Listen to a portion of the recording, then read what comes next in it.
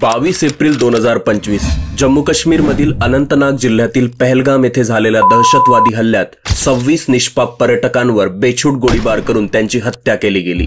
या हल्ल्यापूर्वी घनदाट जंगलातून मार्ग शोधण्यासाठी दहशतवाद्यांनी अल्पाइन क्वेस्ट या ॲपचं एन्क्रिप्टेड स्वरूप वापरलं, ज्यामुळे त्यांचं लोकेशन ट्रॅक झालं नाही।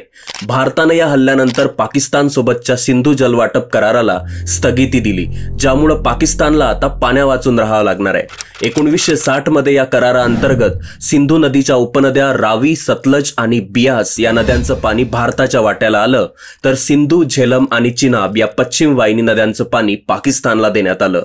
पण आता हा करार रद्द करण्यात आला असून पाकिस्तानची आता चांगलीच कोंडी होणार आहे, कारण सिंधू जलवाटप करारातून मिळणाऱ्या पाण्याच्या मदतीनेच पाकिस्तानमधील बराच भाग सिंचनाखाली येतो। याच पाण्यावर पाकिस्तानचे काही उद्योगधंदेही अवलंबून आहे।